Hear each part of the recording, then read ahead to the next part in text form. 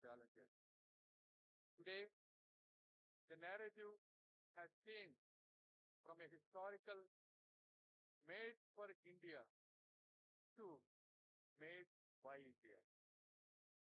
India, from being a large importer of mobile phones around 2014 and 2015, when only approximately 6 crore units, that is 6 million, were produced in the country, out of which actually 21 crore, around 210 million, were imported at that.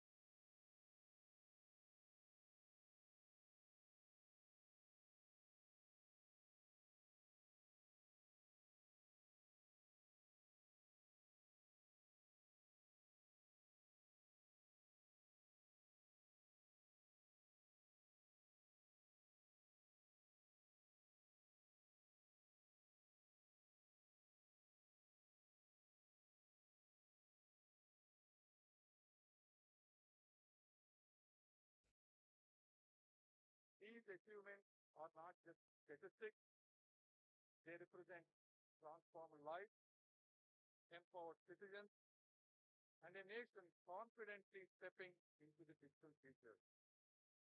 We're not stopping here.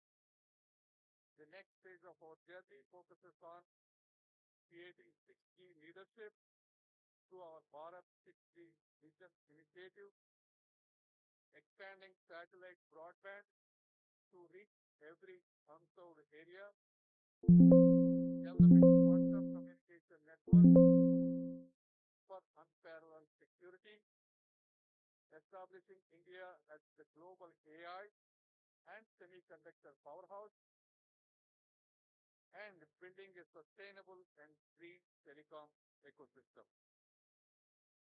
To all our global partners gathered here today, what you see across the exhibition halls is not just the technology, it is trust in action, solutions that are deployable, affordable, and ready for the world.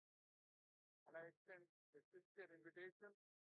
Please come, collaborate with India, co-develop technology, share knowledge, share markets, and build resilient supply chains that serve the world regardless of the time.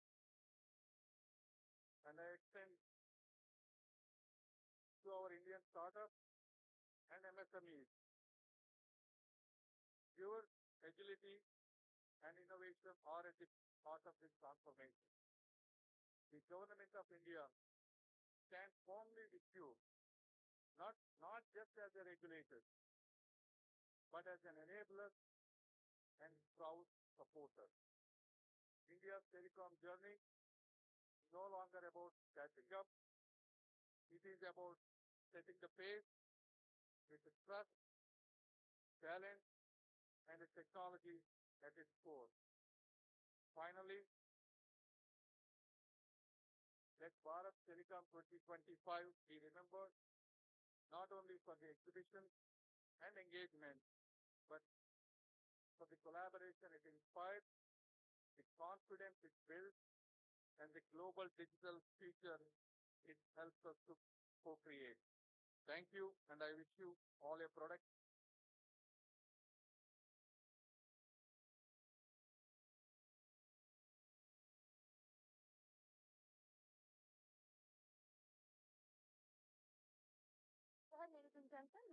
First, Honorable Sri Jyotiradityanath Scindia, Minister of Communications and Development of Northeast Region, to kindly address this audit club. Please welcome him with a round of applause.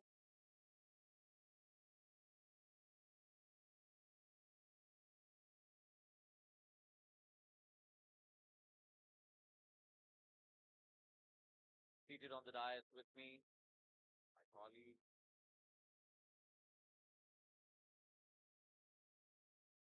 in civil aviation parlance, my lieutenant, Chandrasekhar Pemasani ji,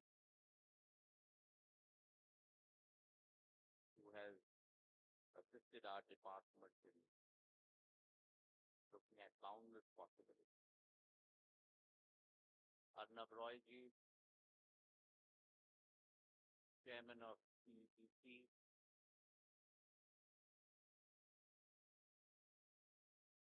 colleague from my ministry, delegates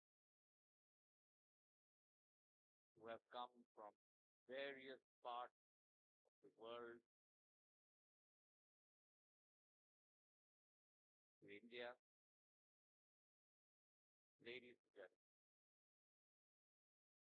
welcome to Bharat Telecom 2025. At the outset, I'd like to welcome all our international delegates who have come from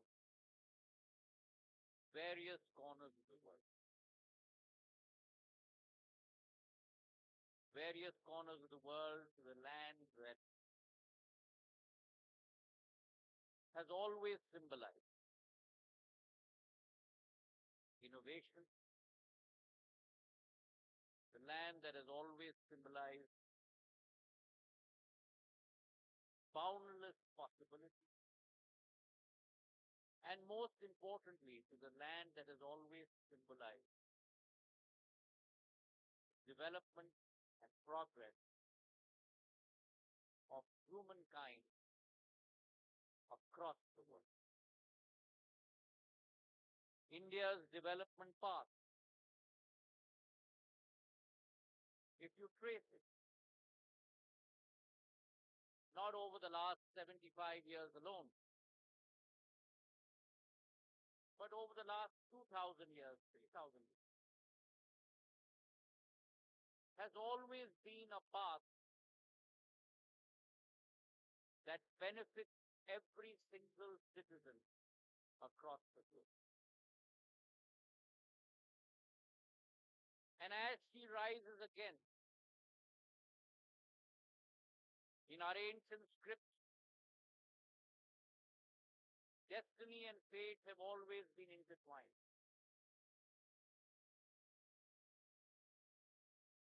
And our world moves in a concentric circle. There was a time when India contributed 25% of the world's GDP. And today in 2025, as she rises again, under the able leadership and pioneering leadership of Prime Minister Narendra Modi, from the 11th largest economy in the last decade to the 5th largest economy in the world, and by 2028, surpassing Germany and Japan to become the 3rd largest economy in the world, her rise is a rise that will raise every single boat across the globe. And this Bharat Telecom 2025 conference, organized by TEPC,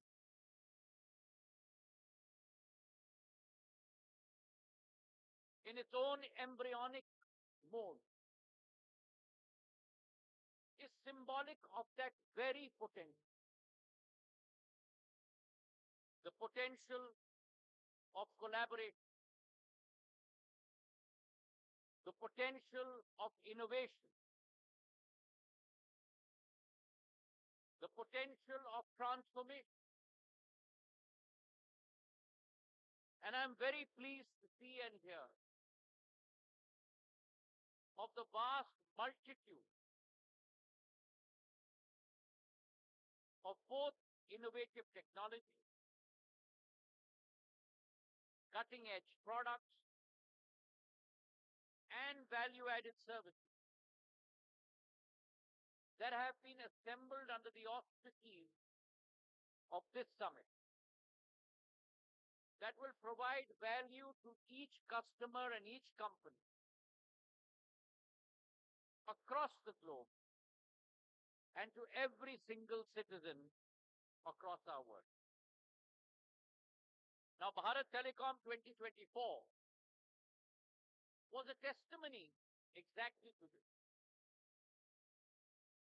where we had 85 pioneering exhibitors, 130 distinguished foreign buyers that all came together. And as in a concert, when you have multiple instruments, you can either have a cacophony or you can have a symphony. And Bharat Telecom 2024, ladies and gentlemen, was a symphony of ideas, partnerships, and opportunities. And therefore, as we unveil Bharat Telecom 2025, with a sense of renewed energy, a sense of renewed promise, it reaffirms this conference's role as a thriving hub for international business exchange and collaboration.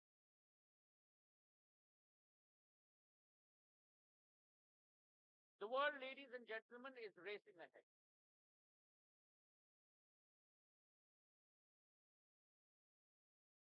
The pace of change, not through every decade, but now through every year, has become exponential. And it is only those countries, it is only those companies, it is only those management, it is only those leadership that are able to not only keep pace, but are able to set the pace of change that will be able to thrive in the world of technology. And if that is our focus, within India as well, under the leadership of our Prime Minister Narendra Modi ji, we are not only keeping up with the pace, but we are setting the rhythm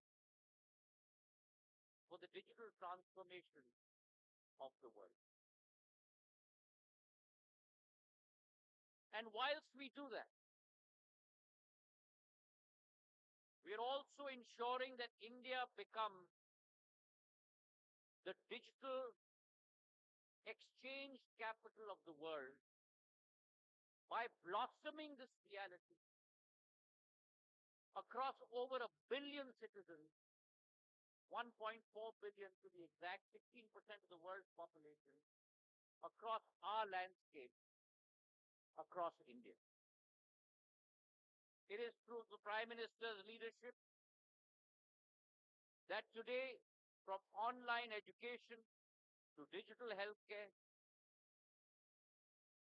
from e-governance to financial empowerment, digital services today are touching the lives of every single Indian from Kashmir to Kanyakumari. And below this paradigm, that is at a 10,000 foot level, there is a silent, but a mighty force working at the bottom of this beautiful digital landscape that all of us are experiencing. That mighty force the force of telecom. And I call it the infrastructure of infrastructure. Because what the Vanderbilts and the Carnegie Mellons built in the United States of America in the 1900s, the railways, the highways that brought about the manufacturing industrial revolution to the world. Today, that highway in the world is the seamless, invisible digital highways that India has built across the length and breadth of our country. And it is that digital highway that today is weaving every village, 650,000 of them, that is weaving every citizen, 1.4 billion of them, into the fabric of tomorrow's economy. And today, as India celebrates 95% of our villages being connected by 4G, with a very strong focus on inclusivity. From the vibrant Northeast that I represent, the islands of Lakshadweep, Andaman and Nicobar, to every single part of our heartland. We are putting in place close to a $4 billion investment plan to connect every single village, 100% saturation as the Prime Minister talked about in our country. 36,000 villages, 27,000 towers, and from June last year, which is less than 11 months, out of those 27,000 towers, we have already set up 17,000 towers in a period of 11 months. And the day is not far where every single village in our country will be connected with 4G. Because this box today is no longer a means of communication alone. It is a means of empowerment. It is a means of plugging in into the world of information. And information, ladies and gentlemen, today is power. 100 years ago, capital was power. Today, capital has become a commodity. It is ideas and information that today portend the next revolution in the world that are to come. And along with that, as my speakers before me have mentioned, India's 5G rollout has been nothing less than monumental. And I say this across every forum. We followed the world on 4G. We walked with the world on 5G. I guarantee you, India shall lead the world in 6G. In a span of 22 months, 99% of our villages have been connected by 5G. 82% of our population has been connected. 470,000 towers have been put up. Almost close to 4 lakh crores worth of investment have been put in by our telcos. That's close to about $50 billion in a span of 21 months. And along with this 5G revolution, today this phenomenal progress that we see in India is not an accident. It is the result of Prime Minister's vision, capability to see the future, actuate it, and make it a reality. It is a result of bold reform, visionary policies, and unwavering ambition. Ambitions to transform India into a global digital powerhouse. Our digital economy is on a historic cornerstone. It is forming the basis of our economy powering up. And India growing at 7% of GDP rate over a period of a decade. Today, close to a $4 trillion economy. By 2028, a $5 trillion economy. By 2031, a $6 trillion economy. That is being powered by our digital language. Our United Payments Information Program, our UPI program. Today, India conducts 46% of the digital transactions in the world. Close to about 1.9 billion transactions a year, totaling close to $3 trillion. That's the capability of India's highway today. And at the same time, the consumption of data has also grown manifold. In 2024, the average monthly data consumption is today 27.5 GB per user, growing at a CAGR of almost 19.5% over the last 5 years. The rapid adoption of 5G fixed wireless access. Today, data consumption patterns are shifting gears. Urban homes and businesses today are consuming 12 times more than the average mobile user. And our 5G adoption. 43% of all broadband traffic in metros is on 5G. Today, we have close to 271 million 5G handsets. By the end of this year, 90% of all phones sold in India will be 5G smartphones that will be sold in our country.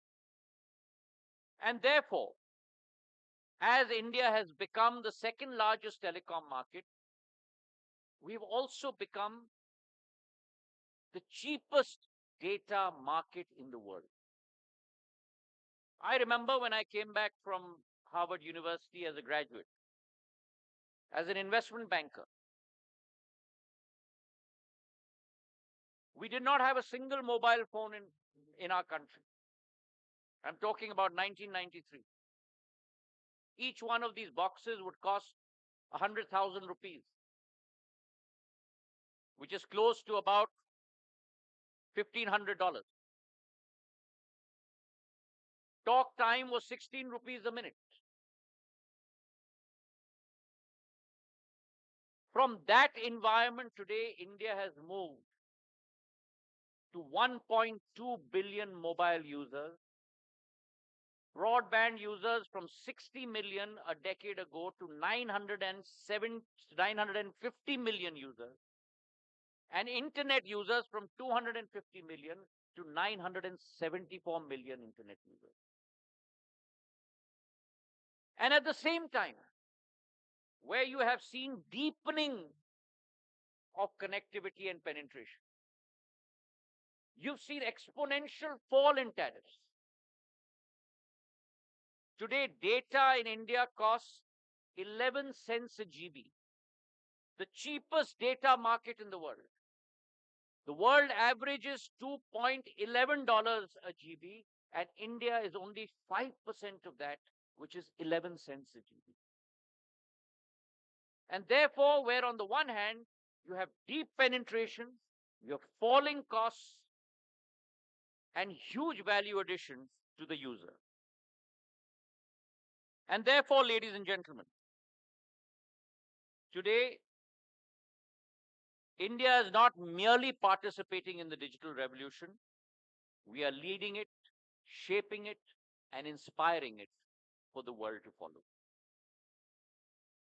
Now, India's rise, as my good friend Chandrasekharji talked about, has also been based on the telecom equipment market rising. He's given us all the statistics of how a decade ago we only produced 50 million phones in our country. Today we produce 350 million mobile phones in our country. Apple has decided to source all and produce all its mobile phones in India in the years to come. The telecom equipment market is rising manifold. Our sales of mobile phones alone is worth 200,000 crores in the last fiscal, which means we are talking about close to about $24 billion. And our telecom equipment market, from sales exports of close to 8,500 crores, has risen to almost 20,000 crores, which is $3 billion. And this has been aided by our PLI scheme, productivity linked incentive scheme, the details of which Chandrasekhar ji has elaborated in our speech. Investment of 4,000 crores, $500 million alone, has realized in sales 80,000 crores, which is close to $10 billion. 16,000 crores of exports, $2 billion. 25,000 jobs being created.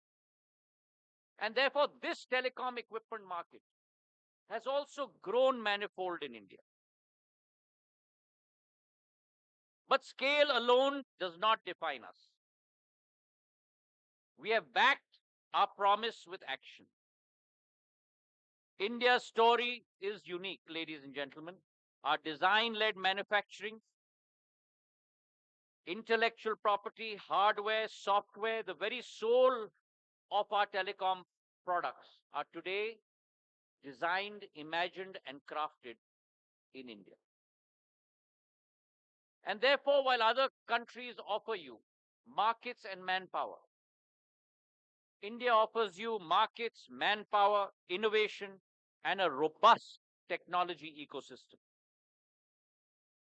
And therefore, investment in India today, I urge all of you, is not an act of goodwill alone. It makes economic sense for every OEM player. Because when you invest in India, you're choosing affordability, you are choosing reliability, you are choosing originality. Affordability, reliability, and originality, and a spirit of innovation that is redefining the global benchmark. India offers, ladies and gentlemen, policies, purpose, and people. The 3P strategy that India offers to the world.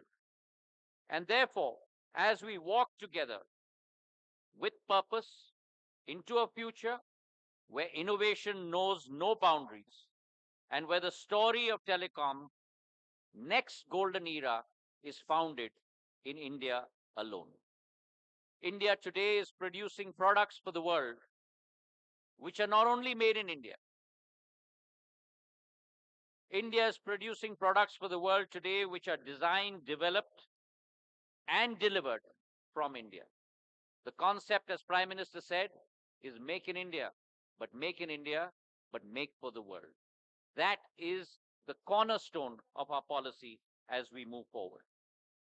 And therefore, at this conference, there's a vibrant confluence of ideas, of ambition, and of opportunity, bringing together our telecom giants, our startups, our manufacturers, our innovators into one dynamic platform. Innovation has become India's hallmark today. When other countries had given up the capability of creating their own domestic 4G stack, the Prime Minister's resolve has resulted in India producing her own 4G stack, only the 5th country in the world to do so after China, Korea, Sweden, and Finland. And that 4G stack today is being executed by BSNL across 100,000 sites, both the core and the RAN. And therefore, India has a new robust technology platform which we intend to hopefully export to all corners of the world in the days to come. We've set up 100 5G labs. Our commitment is to pioneer 10% of patents through 3GPP, ITU, as far as 6G is concerned. Today, India is not only a producer, but India has become an innovator. And therefore, to our international friends and our partners, I extend a heartfelt invitation. Come witness the brilliance of Indian innovation. Partner with our spirited entrepreneurs and be part of India's and the world's extraordinary growth story. India, ladies and gentlemen, is not merely keeping pace. We are today charting the course across the world with our confidence, with unwavering conviction, and with boundless collaboration. We are laying the foundation of a new digital world. Let us unite to connect, collaborate, and co-create a world with limitless possibilities. Thank you very much for having me.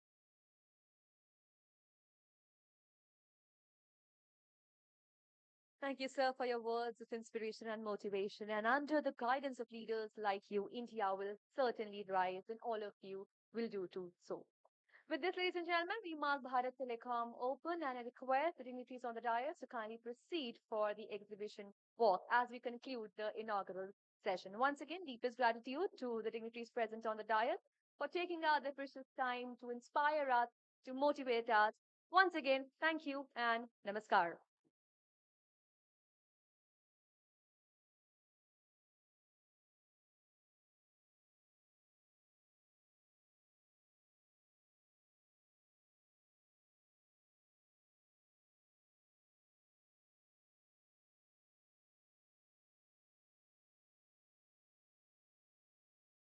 I request all the delegates to kindly be seated as we have the next session planned right after this.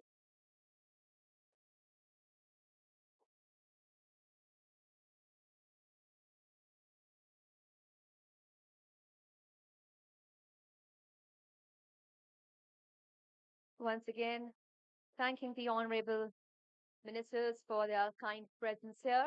As we proceed for the exhibition walk, we mark Bharat Telecom as open, the 22nd edition of Bharat Telecom as open. And I request all of you to kindly keep your seats, be seated. We will be beginning with the first discussion of the day, the first panel discussion of the day in a couple of minutes from now.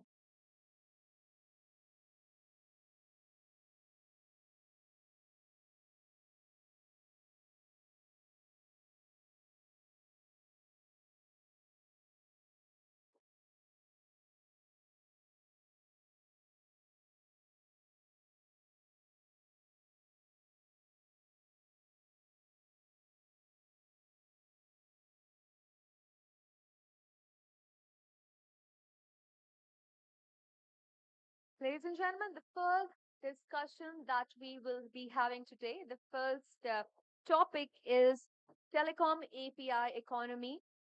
In a couple of minutes, we will be starting with the first session of the day. We have one session today and two sessions planned for tomorrow. So kindly be seated. We have best-in-class speakers, eminent personalities from the industry who will be taking over the stage and taking you through about telecom API economy.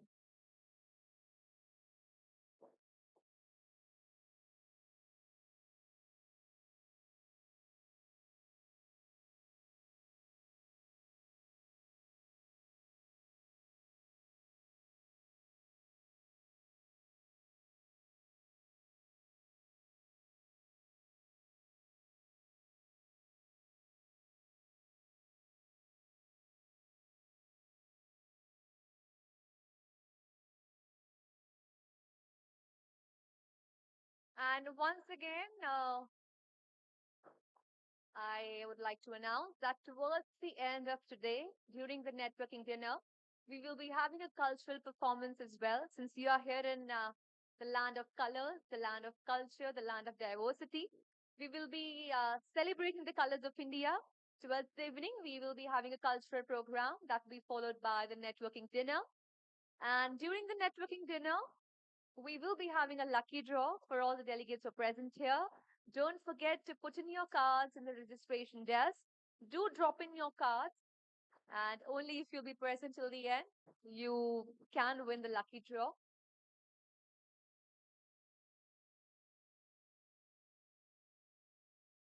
So the session on telecom API economy will be starting in a short while.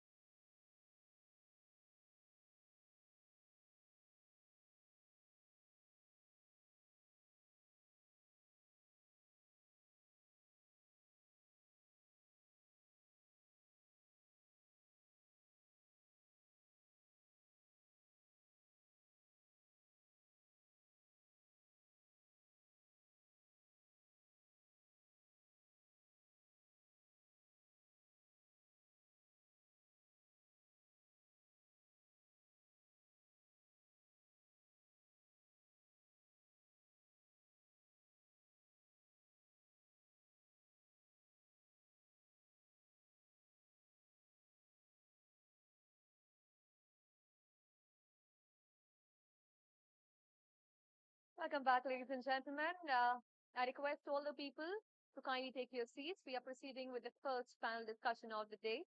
I request people who are still outside, if you can hear me, please join us back in. We have our speakers here. And the first session will talk about telecom API economy. I request all of you to kindly come in. Please take your seats. We are now, we are about to begin our first panel discussion.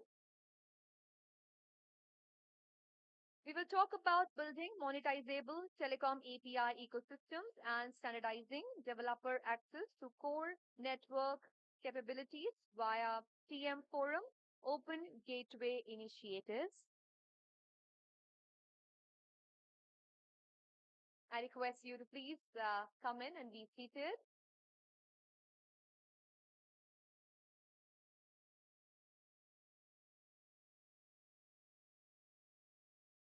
And now, ladies and gentlemen, this is the time that I call upon our moderator for the session, Mr.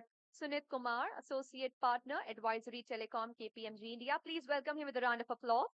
He has been an integral part of KPMG for over 15 years, primarily contributing to the risk advisory practice. As a key pillar in the technology, media, and telecommunications sectors, he brings extensive expertise in risk management across diverse global markets. A very warm welcome to you, sir.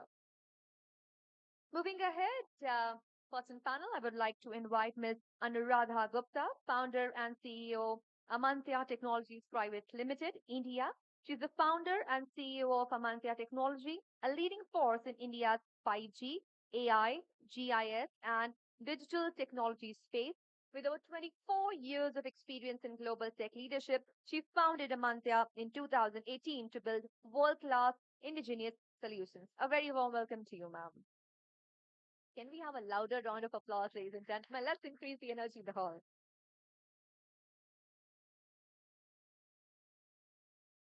Moving ahead, next in panel with us, we have Mr.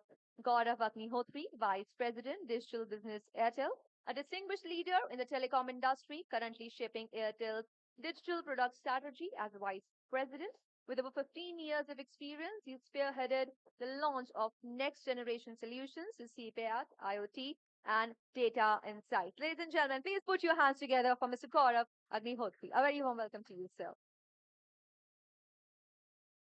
Next up, I would like to invite Mr. Nakshatra Gupta, Head of Solutions, NSS Group, Tata Consultancy Services, India. Is a Solution Head, Network Solution and Services Unit at TCS. In his current role, he advised telcos on the transformation aspects of telecom network, helping them choose, deploy, and operate. Ladies and gentlemen, put your hands together for Mr. Nakshatra Gupta. A very warm welcome to you, sir. Next in panel, I would like to invite Mr. Jose de Ibarola, Sales Director at Hemga Technology, Norway. Alchemist, Head of Sales, Customer Focused Sales and Business Development Leader with over 13 years of experience in the communications and technology industries. Ladies and gentlemen, please put your hands together for Mr. Ibarola as we welcome him on the stage. Last but not the least, I would like to invite Mr. Vinay Sharma, Director, Technology and Procurement, GX India Private Limited. He's the seasoned professional with over 25 years of experience driving success in R&D, product management, manufacturing, project planning, and implementation, demonstrated a consistent ability to translate vision into reality. Ladies and gentlemen, put your hands together for Mr. Vinay Sharma. And now, ladies and gentlemen, let's hear about telecom API economy. Over to you, Mr. Sunil. Yeah, thank you. A warm good morning to everyone and welcome to the Bharat Telecom. I think so being the first session and it is a very good topic. So thanks for the members at the Bharat Telecom to putting up this topic because we have been hearing a lot about 5G and other technologies, IoT, especially cloud services. Now, as Prime Minister, Minister also mentioned, right? It is very important for us to lead the way and see how we monetize the investment that has already gone through in developing the overall industry of telecommunication, how it has been encompassing the overall growth of the overall, not just in India, across infrastructure, different industries, but it is across the world, right? How telecommunication has been in the center of all these, development in the recent past.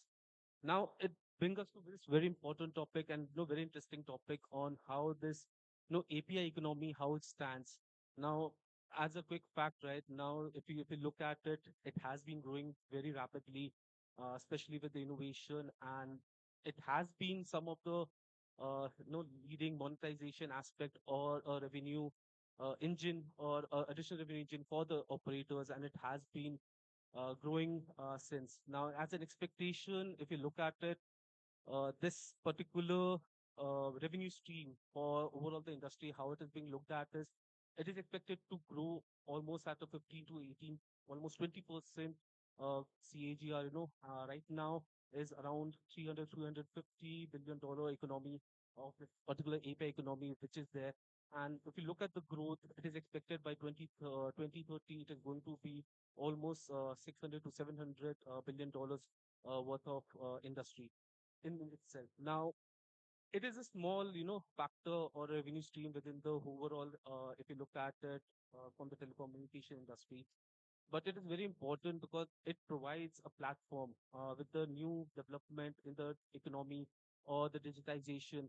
It provides an opportunity for the new players and for the new players and the startups to use this forum or use this platform, and why it is very important to have a standardized platform which TM Forum and GSM is very closely looking into it, so that it provides an opportunity for all the new startups to have the digitization and the innovation brought into this, and grow and help grow the industry and always and also provide the operator as such a new revenue stream in the business aspects of things.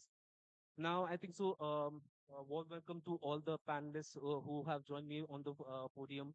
So, as we look at it, no, we have different fraternity from different within the telecom industry, the different verticals which we have from the operator side, we have them from the manufacturer side, we have from consulting side as well, and it will be good for us to have a discussion around how this is going to be. So, what we have done. We are going to cover some of the few critical aspects, how we look at this API economy. So what we're going to cover as a part of it is we'll just have just how this all strategic and evolution and importance of this telecom API in particular is the overall industry. Then we'll look into some of the innovation and monetization aspect, which is very important as we discussed, because the investment has already gone through and is now the point at the time, right? We monetize, and again, it provides an innovation platform. We'll also move forward with the collaboration, industry and the developers in the cloud ecosystem, how it can be there. Following with governance, security, and because it's very important from the security aspect, because when it becomes a challenge and we look at it, the more complexity which is going into the digitization and over the network has been open, it becomes a very imperative and security concern. So it's very important to have the governance strategy, security and interoperability to be there in the APIs or when it is being rolled out for the larger teams. Now, we'll be concluding with some of the future outlook and strategic imperatives which will be there.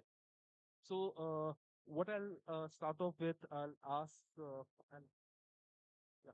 So, Ms. Anuradha, so, no, just for the audience, right? As I mentioned that we just have an overview of overall the API economy. So my question to you is, how do you see the API economy, transforming the traditional network operators, how it has been transforming the overall operator side, or over the telecommunication side? So please, if you can, provide some of the insights from the experience. Thanks, Sunil. It's a pleasure to be here with esteemed panelists and participating in the Bharat Telecom event. So when you say that, when we are talking about telecom API economy, yes, we understand telecom as like a communication service provider. Minister sir said that it is now getting beyond. Now it is becoming the digital highway of the place. So when it is digital highway, it all means that it is going to connect every nook and corners of the region, geographies, countries globally. Now, when this particular layer of communication is all set up, I mean, it is like everything is well connected. What to do next? It is it is the time when the information which is going to utilize this communication and do this information exchange has to now come up. How to come up? I mean, we can keep on making utilities, we can keep on making applications, but if there is no standardization, it will be just running standalone at some places, and there will be lots of duplication of efforts happening around the world for the same set of work, services, or applications that are going to be made. So between 4G and 5G, actually the first thing happened was the standardization of the interface. Till 4G, even the network element interfaces were also very proprietary in nature. So 5G had that provision that it will first do the standardization so that any of the OEMs or other developer communities, they can bring in their elements and they can fit in into the system. So that thing is more or less done because we have all the 5Gs already around us. Now comes that we should have an application ecosystem. And when it is an application ecosystem, we are talking about, there comes the standardization. Internet is all standardized because of there are API ecosystem available over there. It is very easy to basically pick up those APIs and create applications. Similar thing is now going to happen for the telecom ecosystem, and that's what telecom operators are also emphasizing upon. Till now, I mean, their monetization was more about the minutes that we are talking, the data we are exchanging, how many bytes are consumed, how many megabytes are consumed, and all. But how long it can go, because those things have matured. What is the next path of monetization even for telecom operators? So it is like a win-win advantage for both sides, that let the end users have access to better applications. And if they have the access to the better application, they will pay for those applications, and which will in turn result into a good monetization opportunities for the telecom operators. So this is where the whole concept of telecom API economy is coming up. Standards like Kumara, GSMA Open Gateway, TM Forum, they are actually working towards giving those set of APIs so that the communication happens in an ease form between the network elements and the application layer. We are also, as a Mantya, part of Kamara and trying to utilize those API ecosystems so that we can really bring in useful applications around. Uh, while these initiatives are happening, there are CPaaS providers, communication platform as a service. I mean, they are also basically giving that layer of voice, video, or security, analytics, and those things, so that the whole point of having the utilizing the network is there, but the complexity of the network is all encapsulated by these API layers. So these efforts are really ongoing well, and there is this developer community, startups, enterprises. Everyone is trying to basically utilize this API ecosystem and trying to build the relevant applications which are useful for the end users. So this will be basically lot of application sets will be available. People will use it. People will pay for it, and that's how there will be an opportunity for even good set of monetization for the operators as well. So this is a nutshell about what telecom API economy is. Thank you, Anuradha. I think so that was really intriguing, right? As you mentioned, with the operators opening their backbone infrastructure, the network infrastructure of voice, SMS, and how the startups are coming up, building applications through the APIs, because it's very feasible for them to have it open API. They don't have to, be, as you mentioned, while in 4G, it was very limited. It was standards were not, really defined. It was more or less, it was defined by the operators or some of the leading practices. But now with open, there are multiple, it opens the multitude of things. Now, my question to you, Gaurav, right? Coming from Airtel, right? As Anuradha also mentioned, the network, right? The core network which is there. So it's very important as an operator, right? It is very important for the operator to ensure that the network capabilities that the APIs, through the APIs, how it can be unblocked or how it can be rolled off. So can you help us, just elaborate on how you think, the enterprises are utilizing this, coming straight away from leading the enterprise side of things at Airtel. So how do you think the enterprise side of things are utilizing this API, the network, core network, which is opened by the operators? So, first of all, thank you for having me. It's an honor. To answer your question, when we think of telecom, primarily three things come in our mind: voice, SMS, and data. This is what alludes to, and there has been a traditional way in which these capabilities were consumed by individuals as well as businesses, right? Uh, Over the last decade, a lot of change happened in India. We went through a massive wave of digitization. Primarily, it transformed two industries completely. One was banking with the digital transactions that came in, whether it is UPI or net banking, adoption of payments happening via different modes. Second was logistics, whether it was moving of goods or movement of people. Right, I'm talking about the last mile logistics and cab aggregators.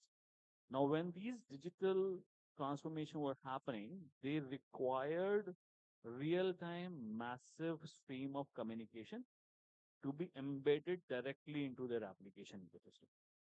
Yeah, which meant they still wanted the last mile delivery guy to talk to the customer, or the customer to talk to the food delivery agent who is about to deliver food, while maintaining the privacy of the caller and the receiver, right? While keeping control of what was happening and having a governance layer around it, which meant they wanted to consume the telecom resource of voice in a format of API.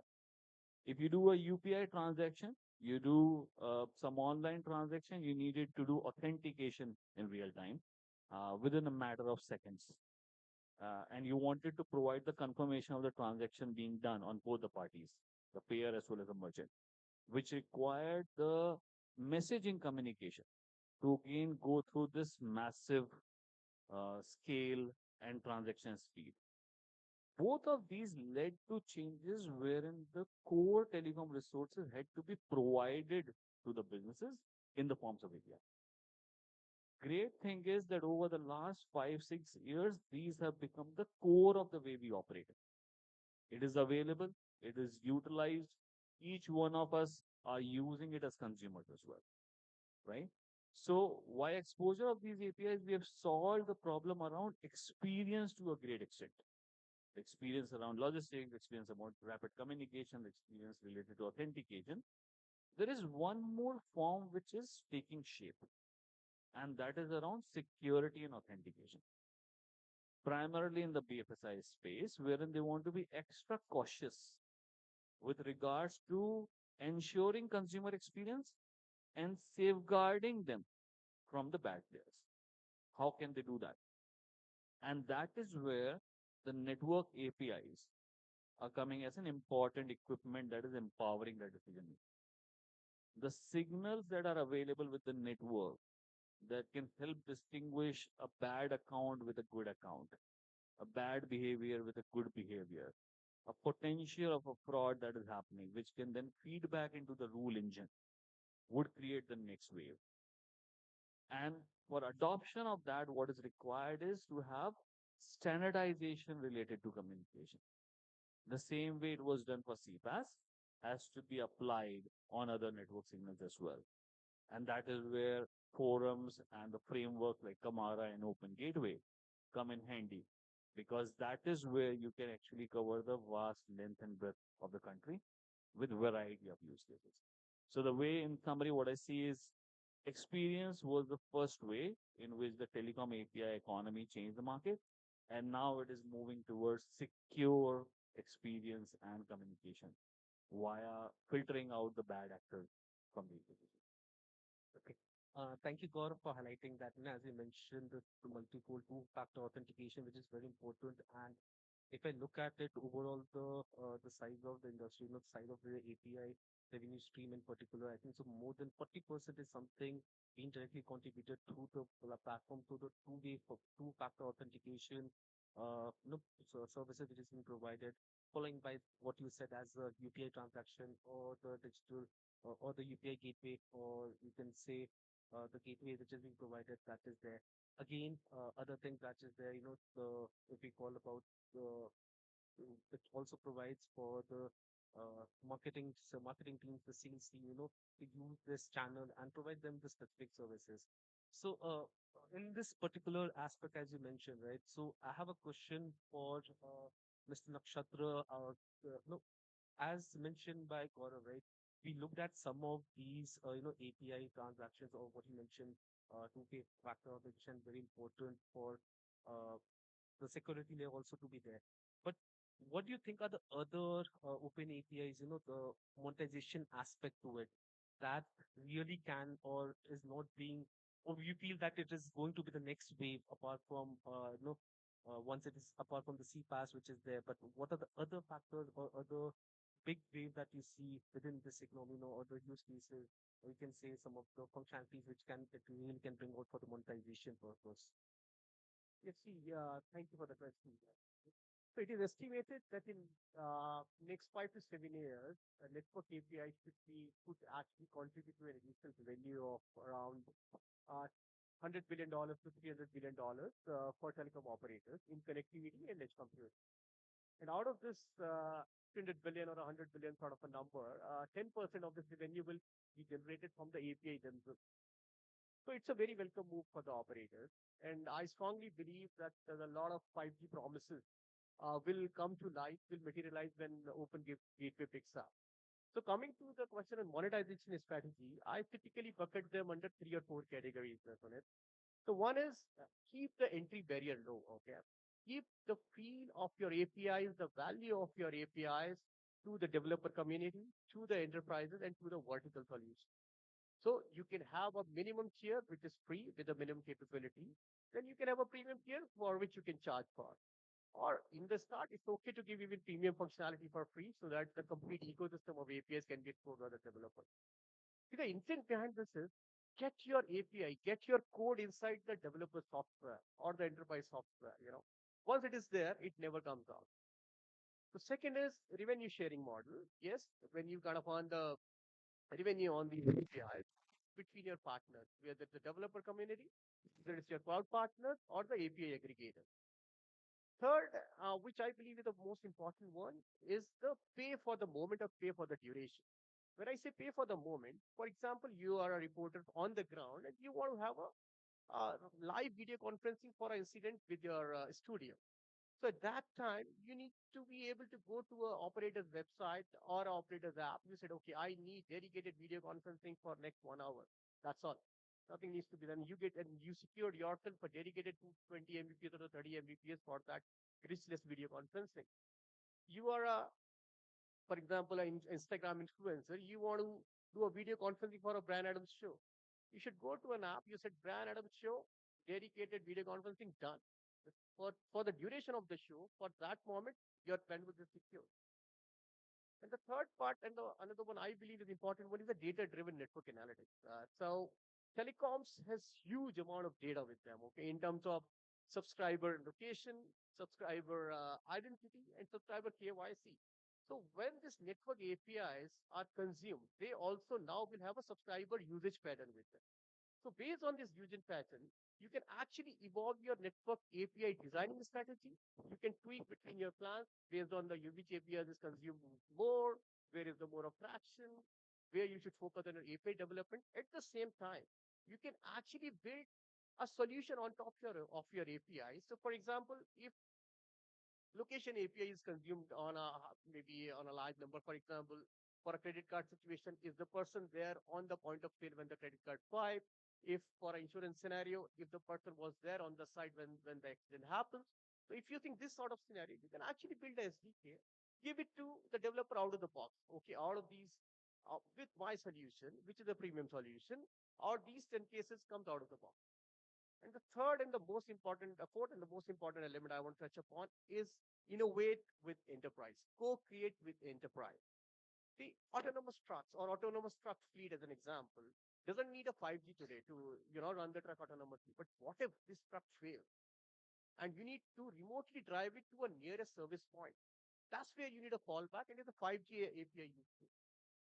If you kind of develop such use cases with the enterprise, you show the value of your network API, you show the value of your connectivity, and you're solving a real business problem. As an enterprise, I don't mind giving away $1,000 per month on the subscription. So, so that's all that for my. Uh, Thank you, Raksha. That was very important and interesting point that you mentioned on the services side. But yes, for the monetization is very important on the innovation cycle as well. So I'll move on to Jose, over to you, from the global point of view, how you have seen this in particular, right? The APIs accelerating the innovation cycles, and how it is actually reducing, or how it helps to reduce the time to the market for the digital services that the new startups or the enterprise itself are looking to deliver. Thank you very much for the question. And well, what I can bring to the table based on my experience and which is LATAM region, of course, but we have seen that APIs are becoming this force multiplier, right? So especially in these countries with luxury or it's agility is not a luxury, but a necessity. And I think we can all agree on the fact that there are many regions or many countries that are facing like this economic volatility and also this fragmented infrastructure. So the ability, here's where the ability to launch and iterate quickly is a key differentiator, I would say. So also on the side what I strongly believe APIs act as is essentially as these digital shortcuts, which I also believe we can all agree on that. And by this, what I'm referring to is APIs are helping to abstract these complex telco functions and help them to make them instantly accessible to different developers teams. And that's basically what enables this fast prototyping and plug and play integrations that, well, with the real-time testing represents like a minimal infrastructure cost, right? Then what's the result thanks to this? That we get a more inclusive innovation and also a landscape where small, medium businesses and even regional startups can leverage these telco-grade capabilities to serve customers better. Mm. Then in a region such as LATAM with this diverse and mobile-centric approach, the APIs are helping to compress the time to market and making telcos well more agile on participants or participating in this digital transformation. And a couple of examples that I can bring to the table based on what we have seen with some of ISPs. It's for instance Claro Brazil. They have enabled these APIs like Swim Swap or also this device location, and it's basically to support real-time fraud prevention. And this has allowed some fintechs like Nubank, for instance, well, to prototype new onboarding flows and in weeks and not in months. What's the result there in terms of development? Taking down over 40% the development time, which is crucial when you are talking about um, delivering these mobile first customers functional solution, right?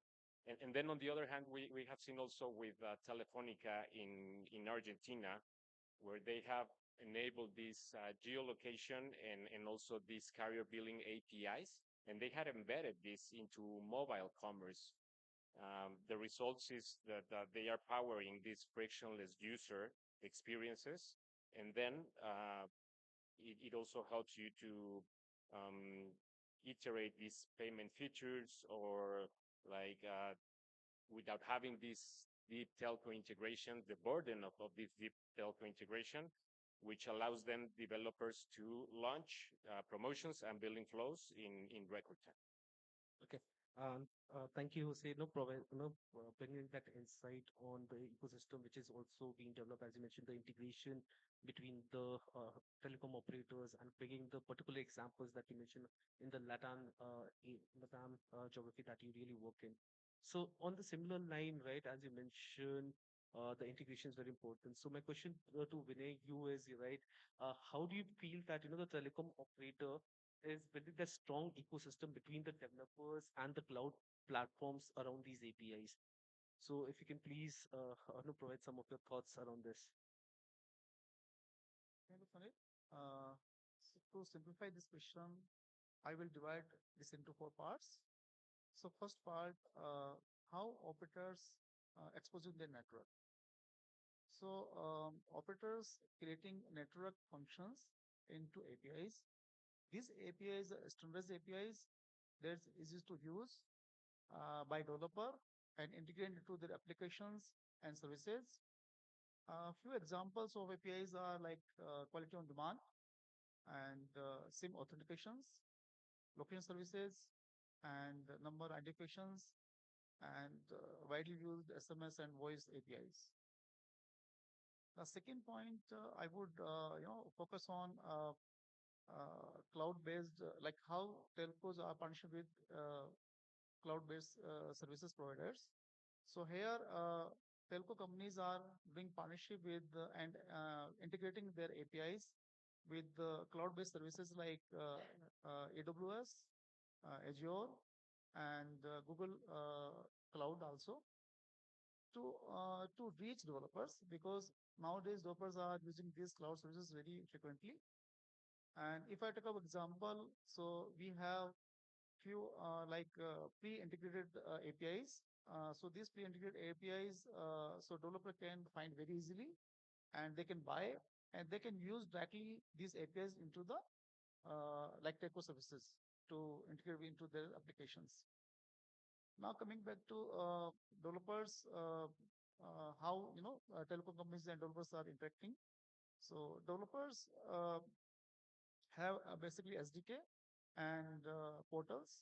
So if I talk about self-service portal, so telecom companies are giving more developer-friendly environment. So they are having self-service portals. So in these self-service portals, they have like sandboxes. So sandboxes are basically environment where developers can run their programs without affecting the main application or main functions, and they can also work on the SDKs. These SDKs are basically used by popular languages like JavaScript, Python, and these telecom companies also running various programs, trainings for them. And finally, if I talk about program of the next point, the certifications. So now how the entire we say how we are enabling to them. So in enabling ecosystem, so we can see that these APIs are standard was not enough actually. Okay, to so telcos are providing partner programs with the monetizations benefits, and if you talk about like uh, having revenue sharing, and if I talk about co-marketing opportunities, as well as like subscription programs are running also. So I think this the entire they are enabling ecosystem. I think. Okay. Thank you. When on that point, right, once as you mentioned, other important aspect which is there on the CPaaS, I think so one of the fellow panelists also mentioned about it. So, my question, or I'll ask Gaurav, with your experience which is there. So, what do you think, as a, what is playing, CPaaS is playing as a key role in, play scaling the telecom API properly in the industry, if you call about this small industry with the API telecom industry. So what is the CPaaS play key role which it is playing? Sure, sure. So let me speak from the buyer perspective first, the business, right? There are two key decision makers that come into picture whenever a decision about any kind of API has to be taken. One is the benefit that it will provide to the business or the business's consumers, which could be around communication, around security, around better quality, specific connectivity insights. There's a second stakeholder as well who goes through the pain of enablement, which is generally the person who is responsible for the IT infrastructure in that company, right? If the friction of integration is very high, then it becomes a tough battle between the business decision maker and the enabler decision maker. Yeah. CPaaS actually provides the foundation and has enabled businesses to cross that chasm already, because in some form or fashion they have consumed these communication APIs.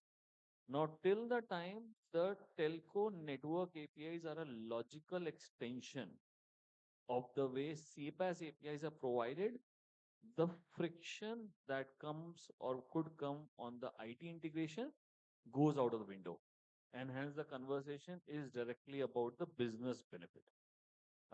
So, the use cases that I was elaborating on are primarily around identity, location, quality of services that can be unlocked just having a adjacency created on the existing CPaaS capability can very well get the businesses started with the journey and elaboration of the network API capabilities that they want to unlock for their consumers.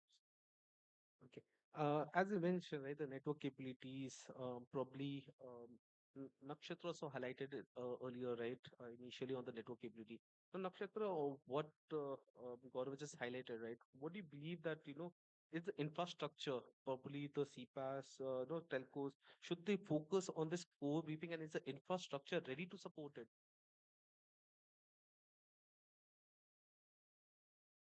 Yeah, see, should they do CPaaS? The answer is absolutely yes, but they have to do it strategically.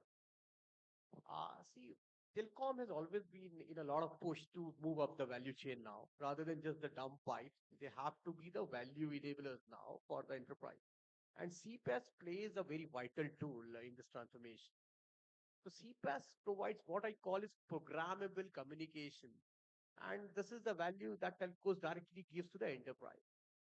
And believe me or not, telcos has all the building blocks in place. So they have messaging, they have voice, they have identity, and they have network quality.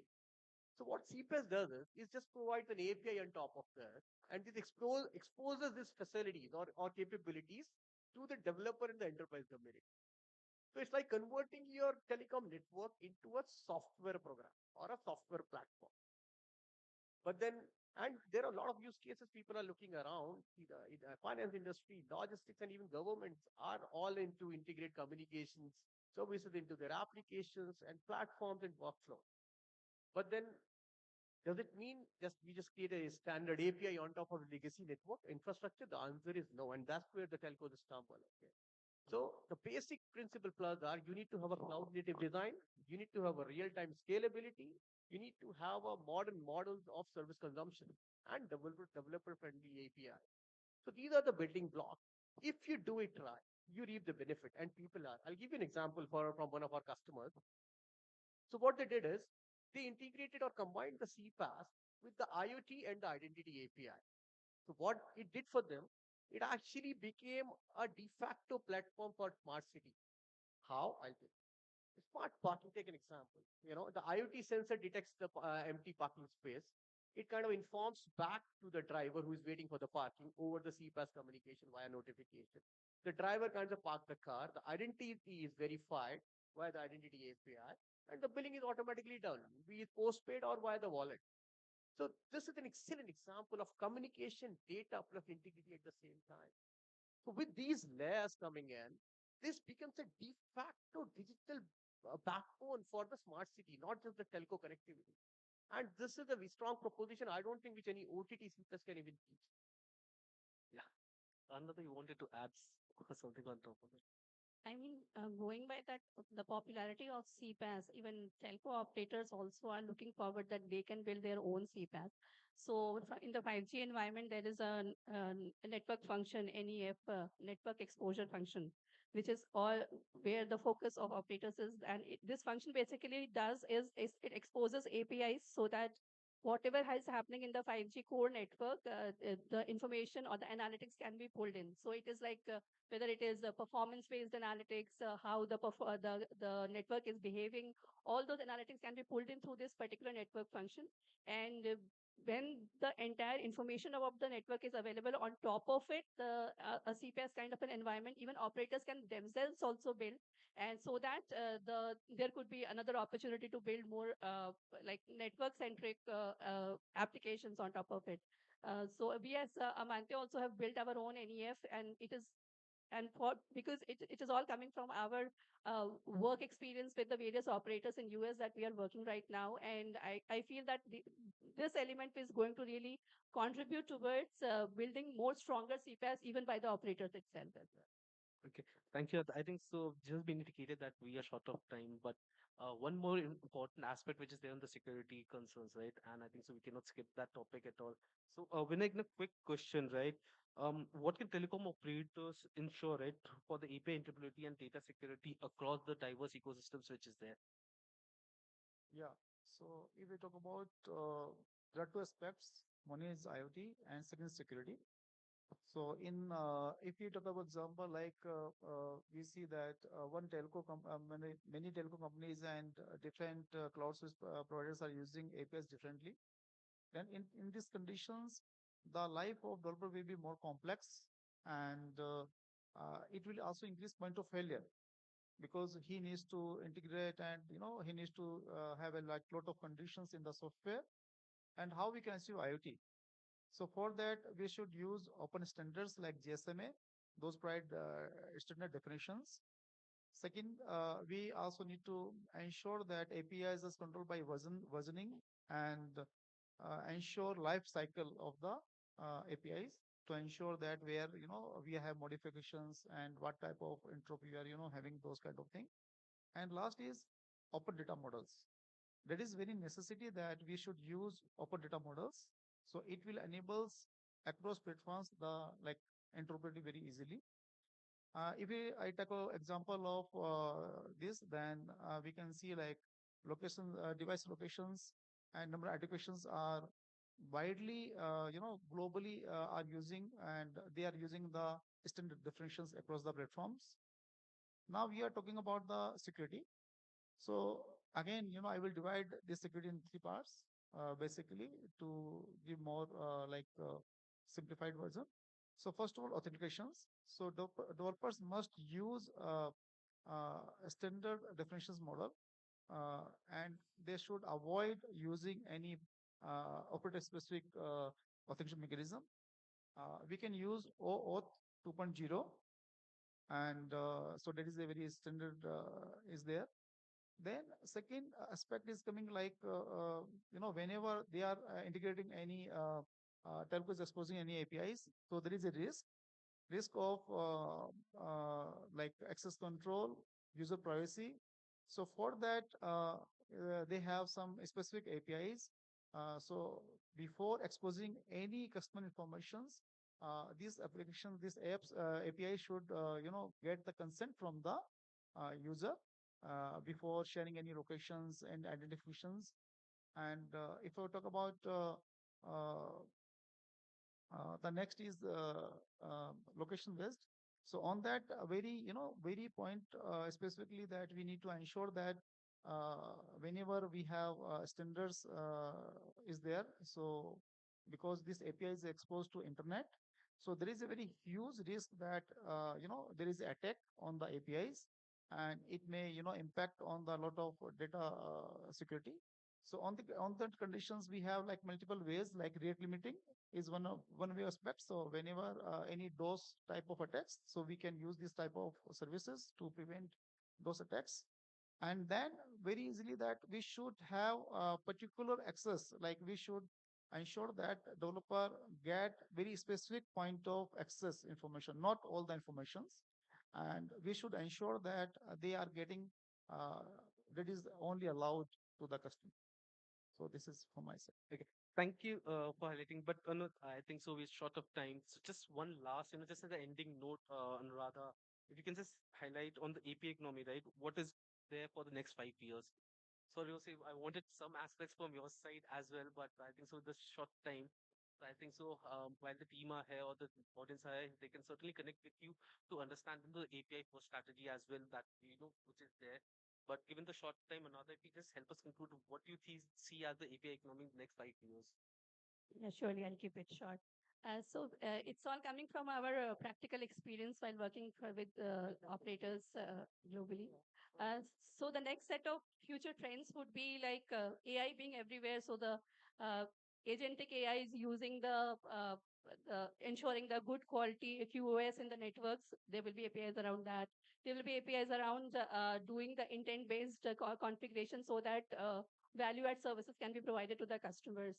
We are talking of red caps, reduced capability technology, which will basically create a borderless IoT ecosystem. I mean, there will be more IoT devices which will utilize the red cap capabilities, and on top of it, lots of types of applications can be built, and which will ensure that there is proper utilization of the network.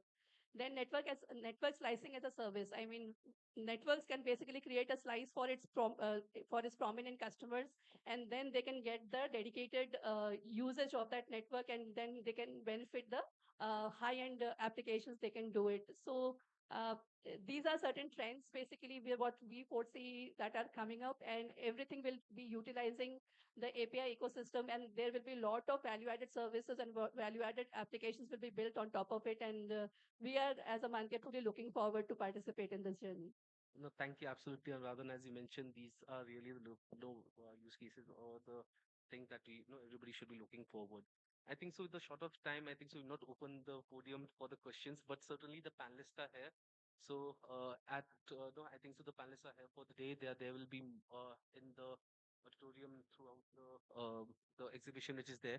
So if you have any questions or you want to reach out to any of the panelists, you're free to reach out to them and ask any for myself also if you have any questions. Happy to answer those. But given the short time, I think so we have to conclude the session now. I really like to thank the panelists for sharing their insights and the details. Right, it is very important, and all the concept that is clear, clarified. I hope it was an intriguing session for me. I hope it was for the audience as well. So once again, thank you for all the panelists, and thank you TPC, for arranging this session on API economy, which is actually the next big wave or the thing that we see for the monetization point of view for the entire industry. So once again, thank you everyone. Thank you. Thank you, Mr. Kumar. Ladies and gentlemen, please put your hands together once again. A very thought-provoking discussion, and I'm sure we all are going back with a lot of information, a lot of knowledge. I now request Sri Sanjeev Kumarji to kindly come and felicitate our speakers for the session. I request all of you to kindly step forward. And if you would like to connect to any of the speakers, they will be available offline. If you have any questions, any concerns, please put your hands together, ladies and gentlemen, for our moderator, Mr. Sunit Kumar. Thank you, sir, for moderating this session for us. Ms. Anuradha Gupta. Thank you, ma'am, for sharing your valuable insights with us. Mr. Gaurav Agnihotri. Please put your hands together. Mr. Nakshatra Gupta.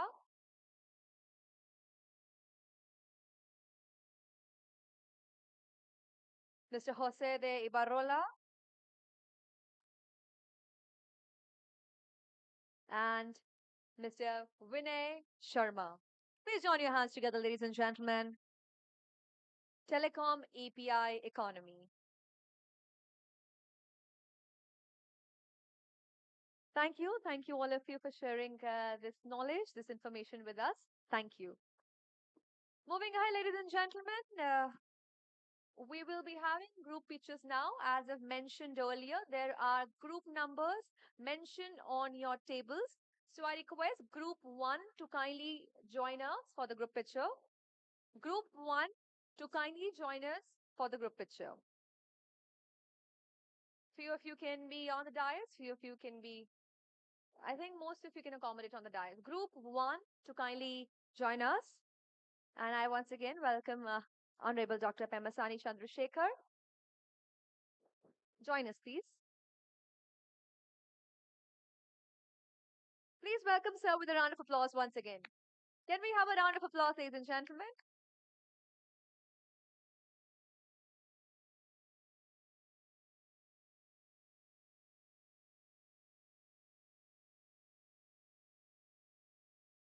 Few of you can be down there. Few of you can be down there between these two screens. between these two screens. Few of you can be down there. Rest of you can come on the dais. And I also request Sanjeev ji to kindly join us. Mr. Arnab Roy to kindly join us for the group picture. Mr. Arun Gupta to please join us.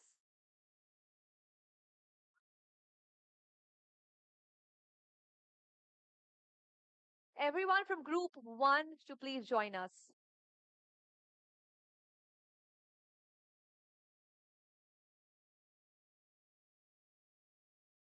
The shorter ones can be at the front, the taller ones can go at the back. Let them go at the front.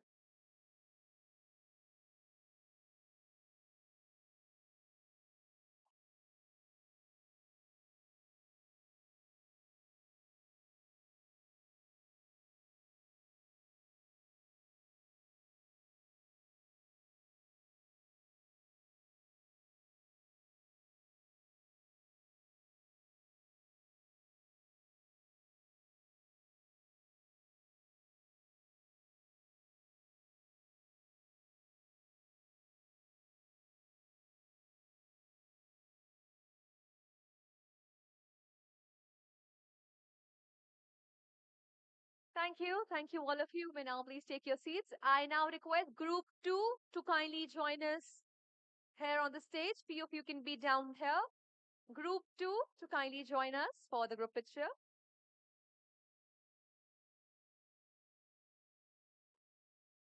Thank you, all the delegates. You can now take your seats. I request the delegates from group 2 to kindly join us. Few of you can be down here. You can be down here also. The taller ones can go at the back. The shorter ones can be in the front.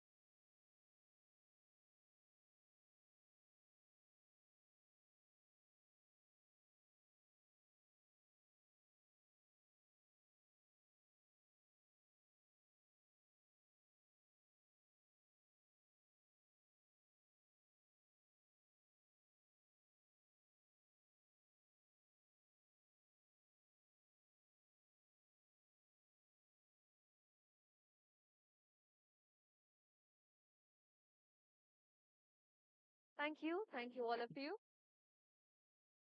Thank you, Honorable Minister, sir, for your kind presence here.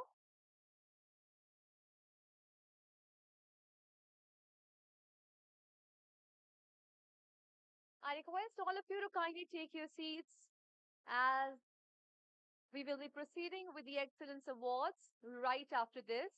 So I request all of you to kindly be seated. We will be moving towards Bharat Telecom Export Excellence Awards.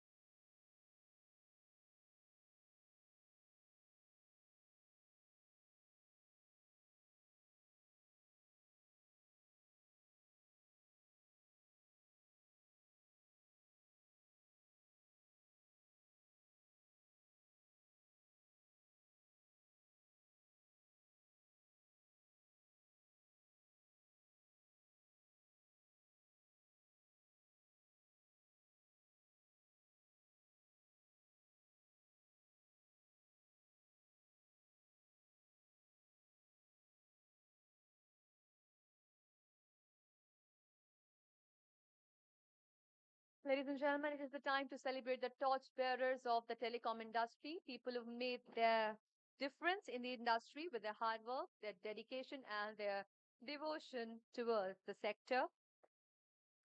We will be celebrating the Telecom Export Excellence Award in a couple of minutes from now. I request all of you to kindly be seated as we proceed to celebrate the pioneers, the torchbearers of the telecom industry.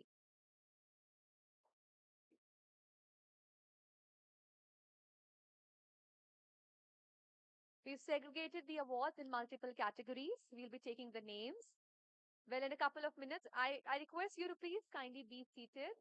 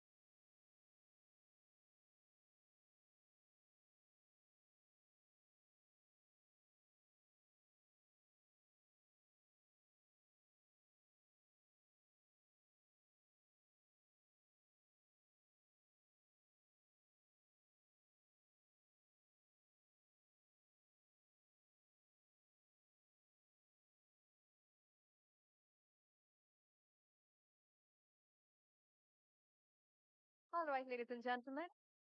Well, after a thought-provoking discussion, we are here to recognize the talents of the industry. We are here to celebrate the excellence in the telecom export sector. To proceed with this, I once again kindly request all of you to please be seated. Well, this is the moment, I think it's a very important moment for a lot of us here, as their hard work will be recognized. And to give away these awards, I would like to call upon the stage Mr. Arnob Roy, Chairman, Telecom Equipment and Services Export Promotion Council and co-founder, Executive Director and COO, Tejas Network Limited, to kindly join us on the stage. Please put your hands together, ladies and gentlemen. I would also like to invite Mr. S.N. Tripathi, Director General, Indian Institute of Public Administration, New Delhi, to kindly join us on the stage to give away the awards. Please put your hands together, ladies and gentlemen, as we welcome Mr. Tripathi on the stage. Well, as I've mentioned, these Excellence Awards are segregated into multiple categories. The first category is Large Enterprises Exporter, Telecom Products, Hardware and Software. And ladies and gentlemen, the winner of this category is VVDN Technologies Private Limited. And I request Mr. Puneet Agrawal, Founder and Chief Executive Officer, to kindly join us on the stage to receive this award.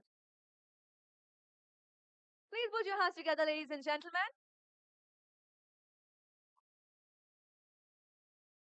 Ms. Girja is taking the award on behalf of Mr. Puneet. And I think this is a very special moment, and this deserves a thunderous round of applause from each one of us.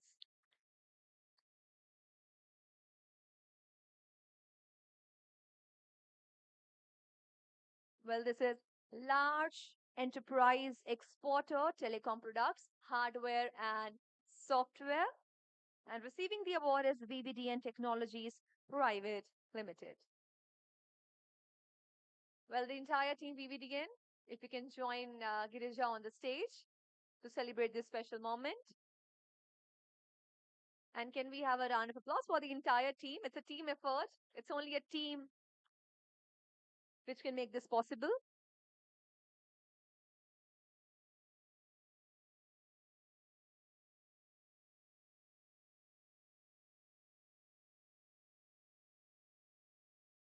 Thank you and many congratulations to the entire team.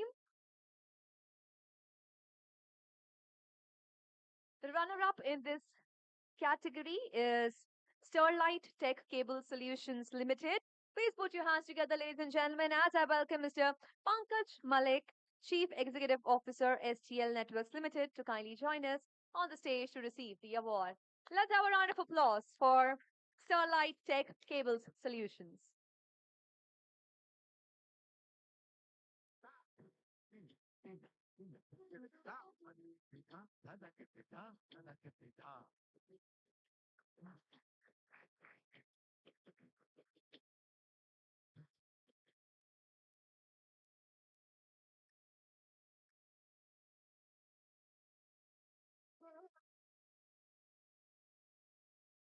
Moving ahead, ladies and gentlemen, the next category is large enterprises exporter telecom services.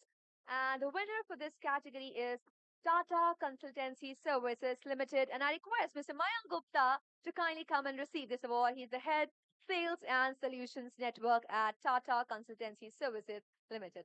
Congratulations to the entire team.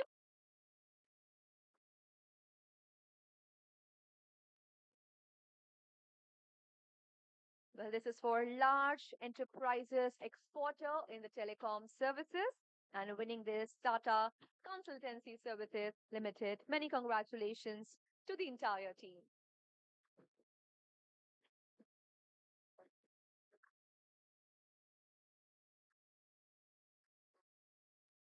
Well, these organizations are at the forefront. They are the torchbearers. They are the leaders of the telecom industry in the country and across the world.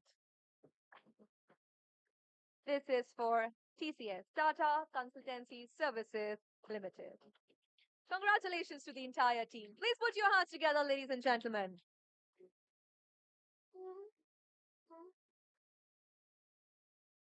The next category is the same, large enterprises exporter, and the runner-up in this category is Telecommunication Consultants India Limited. And I request Mr. Sanjeev Kumar, Chairman and Managing Director at Telecommunications Consultants India Limited, to kindly receive this award. Please join your hands together, ladies and gentlemen.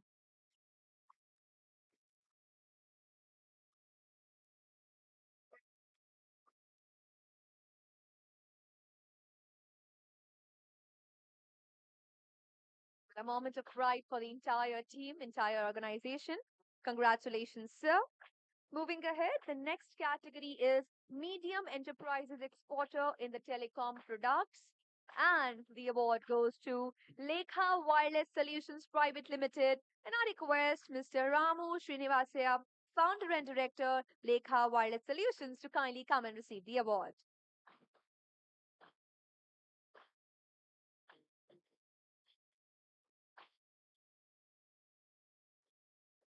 Congratulations, sir. Congratulations. This is the award for Medium Enterprises Exporter Telecom Products.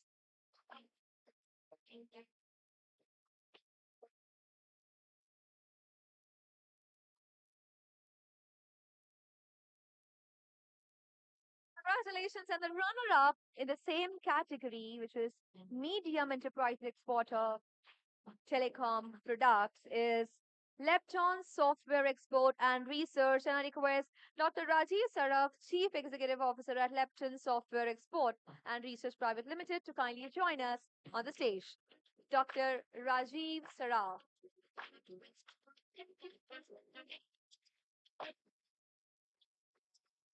Or if there's anyone present from Lepton to kindly come and receive this award.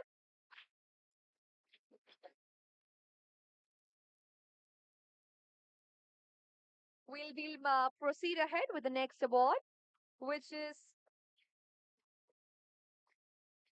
for micro enterprises exporters telecom products, and the award goes to Location Guru. And I request Mr. Shahir Ahmed, founder and CEO, Location Guru, to kindly receive this award. Please put your hands together, ladies and gentlemen.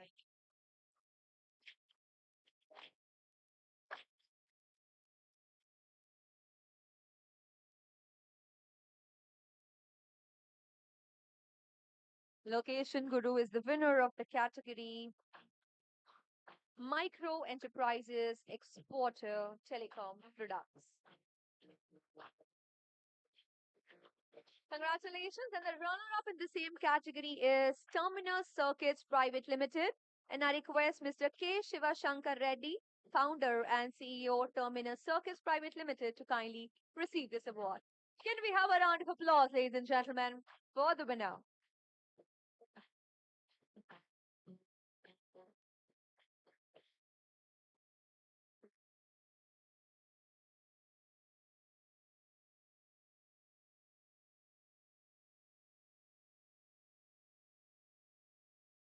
runner-up for Micro Enterprises Exporter, Telecom Products, Terminus Circuits Private Limited. Congratulations. Moving ahead to the next category, which is small and medium enterprises, telecom services. Ladies and gentlemen, the winner for this category is Amantia Technologies Private Limited. And I request Ms. Anuradha Gupta, founder and CEO, Mr. Amit Gupta, founder, Mr. Sanjay Bison, founder, Amantia Technologies, to kindly join us on the stage. Please put your hands together, ladies and gentlemen, for Amantia Technologies Private Limited. Small and medium enterprises, telecom services. Congratulations to the entire team.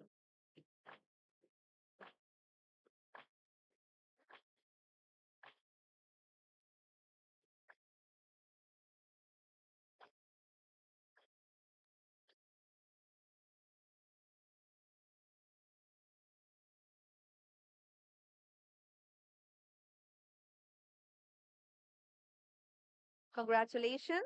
Congratulations to the entire team of Amantia.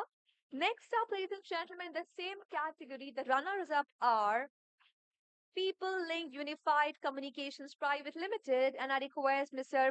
Rakeshwar Singh, Zonal Business Head, North India, Ms. Menaka Bhaita, who is the Zonal Business Manager, North, to kindly join us on the stage to receive this award on behalf of People Link Unified Communications Private Limited. Please put your hands together, ladies and gentlemen, as we welcome both of them on the stage.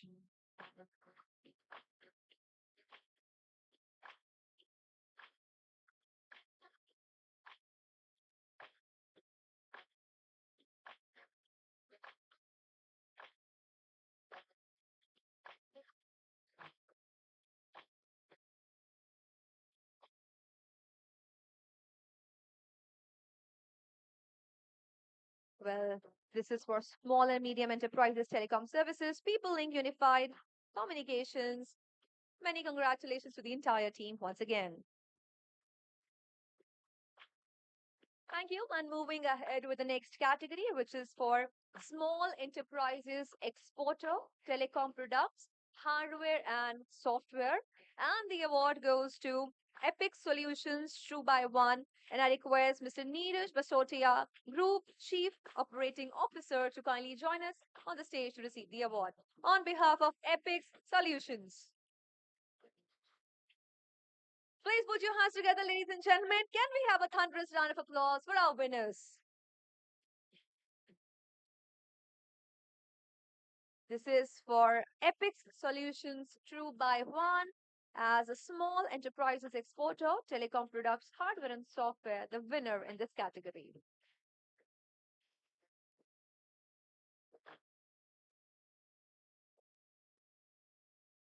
Congratulations. The next category, ladies and gentlemen, is telecom products, hardware and software. We're talking about startups now. The award goes to Wellnesses Technologies Private Limited. And I request Mr. Mullidhar Somesetti, founder and CEO, to kindly join us on the stage to receive this award. Please put your hands together, ladies and gentlemen, for Wellnesses Technologies Private Limited, receiving this award for the telecom products, hardware and software startup.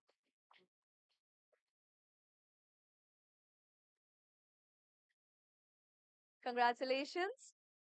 The next category, which is telecom, in the same category, the runner-up, ladies and gentlemen, is Quantum AI Global. And I request Mr. Riktim Homik, Head of Quantum Communications, Quantum AI Global, to kindly join us on the stage to receive this award.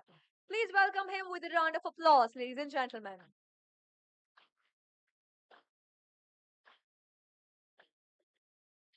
Congrats.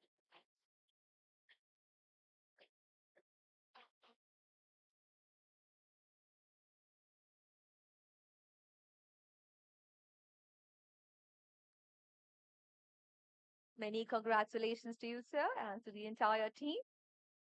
Well, once again, I would like to announce for the medium enterprises exporter telecom products, the runner-up, Lepton Software Export and Research Private Limited, and I request Dr. Rajiv Saraf, CEO, to kindly come and receive this award. Please put your hands together, ladies and gentlemen.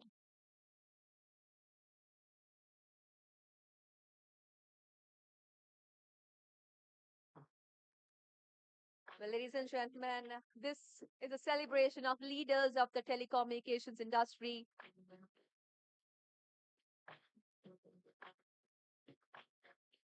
People who are making history, who are making India grow at a rate like never seen before.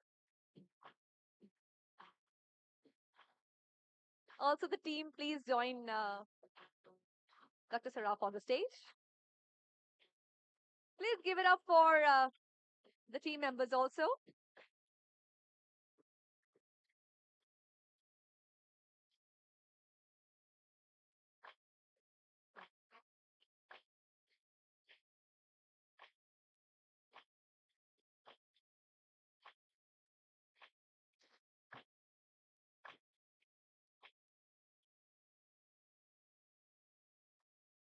Once again, congratulations to the entire team and congratulations to all the winners. You've made a difference and the nation is proud of you. The whole world is proud of you. And now it is the time we recognize people who, through a tough process, apprehended and recognize these winners. It is the time to celebrate and felicitate our jury members.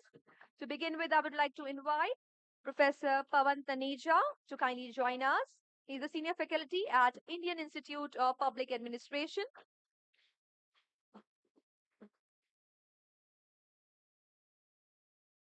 Expressing the deepest gratitude to our jury members who've been through this tough process of selecting the best out of the best. Please put your hands together, ladies and gentlemen. Professor Pawan Taneja, Senior Faculty at Indian Institute of Public Administration.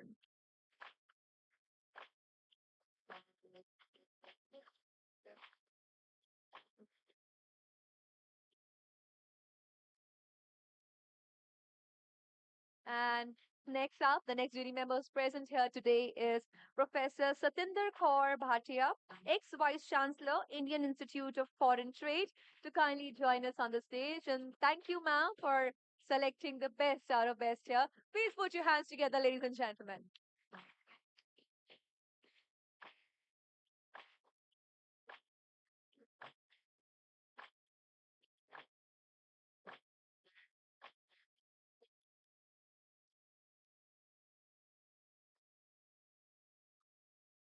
And we would also like to thank other jury members, Sri Rajkumar Upadhyay, Sri Shyamlal Ghosh, and Sri Rajesh Shetty for their contribution in these awards.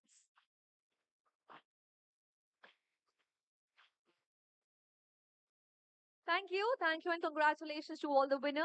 And I request Mr. S.N. Tripathi, Director General, Indian Institute of Public Administration, to kindly give away the concluding remarks.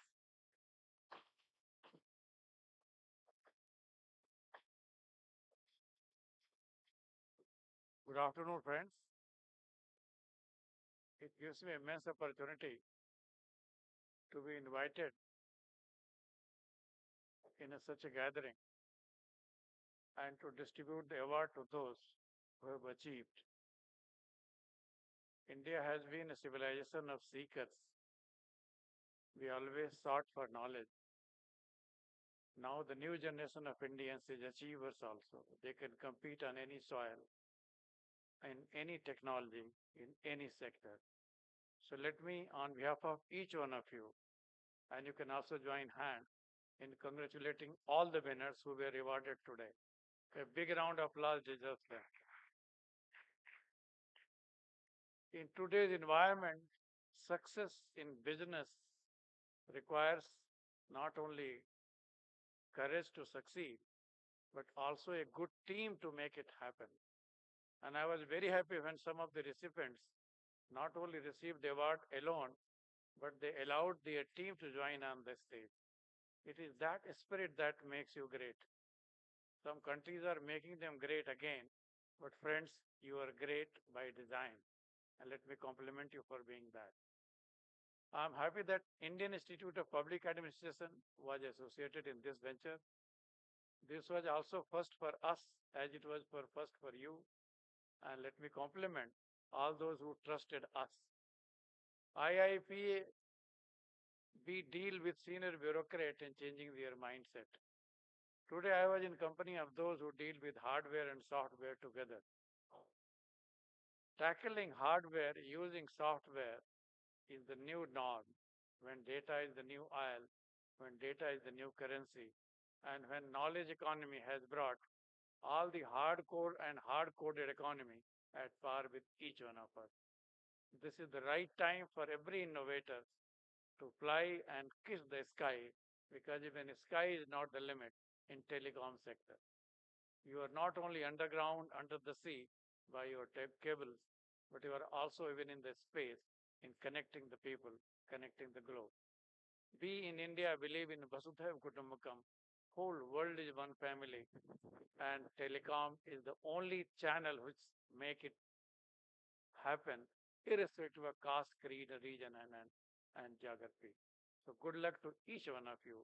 I always say, यही समय है, सही समय है, भारत का अनमोल समय है. A big round of applause to each one of you, and thank you for giving me a chance to say something with you. Thank you.